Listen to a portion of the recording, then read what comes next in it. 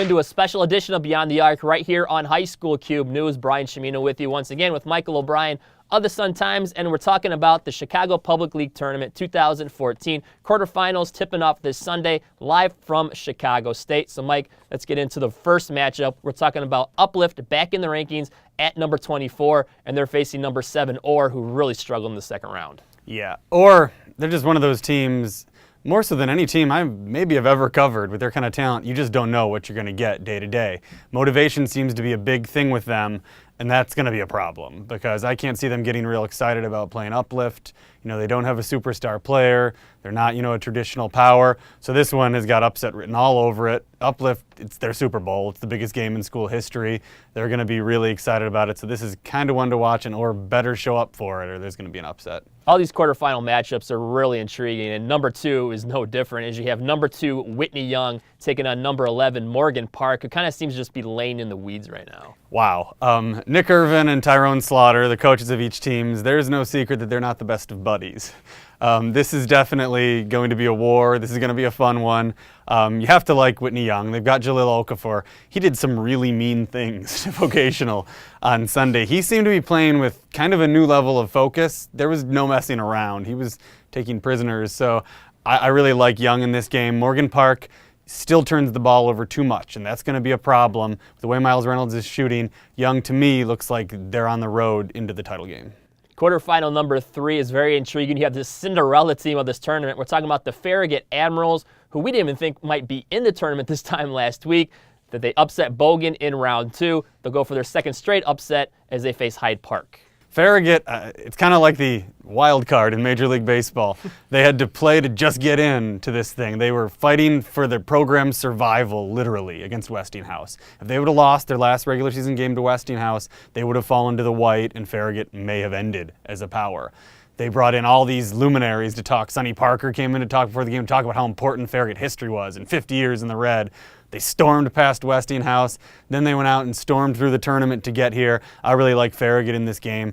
Ashawn Jones is a really, really great player. He's not a qualifier, so you don't hear a lot about him, but he's the best player on the court, and more often than not, that team wins. So I'll take Farragut in this one.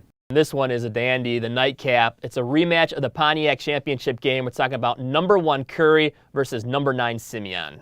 Yeah, this is interesting because Simeon has beaten the second time they've played every team they've lost to this year. It's happened with Morgan Park, happened with Bogan. They haven't played St. Benedict's against. That doesn't count. And very much like Orr, Simeon is all about motivation. They need to get motivated. For some reason, Coach Robert Smith is having a little difficult time getting this team to play up to their abilities. They'll be all here for Curie and Cliff Alexander, so this is going to be a tough one. I don't think anybody can really pick it. I don't think anybody knows what's going to happen. I mean, you got to like Simeon's motivation, but how do you pick against Cliff Alexander at this point? So it lines up for intriguing semifinals, but Mike, let's look in the crystal ball all the way to the title game. People have been hyping this up since November, maybe even last summer. We're talking about the possibility of a Young Curie matchup, specifically Okafor versus Cliff Alexander. What are your feelings on that happening? It would be a lot of fun. Everybody thinks that if it does happen that Chicago State will sell out. The whole big place will be totally sold out to watch really the 2 best big men in 20, 30 years in Chicago match up in a city championship game. It would be a pretty magical night, that's for sure. Oddly, it might come down to the shooters in that game, though. Miles Reynolds for Young and Joe and Josh Stamps for Curie. You're going to want a hot outside hand when you've got the 2 big men maybe sort of negating one another in that game. So we're going to put our reputation on the line and predict a winner of this Chicago Public League Tournament. I'll start first. I'm going with the Curie Condors. They're number 1 in the area. I've loved them ever since Thanksgiving. I saw them at Pontiac. They're more than Cliff Alexander. I love the Stamps brothers. Devin Gage, I think, is due to break out for that squad. And what a better time right now. I'm taking Curie. I'm going to go with Whitney Young in that one. To me, Paul White is the difference. I don't think Curie has anybody to match up with him. If he has a big night, if he's healthy, he sat out the second round game after taking a hard fall in the first round against North Lawndale, so that's something to watch. But if Young has their full team, to me, they're the most tested team in the state. They've played the best schedule in the whole country, so I'm going to go with Whitney Young. And so it's a really, really good tournament this year, the 2014 Public League Tournament. Quarterfinals Sunday, semifinals Wednesday, and next Friday, the title game, all taking place live from Chicago State. That'll do it for this special edition of Beyond the Arc here on High School Cube News. For Michael O'Brien, I'm Brian Chimino, and we'll see you next week.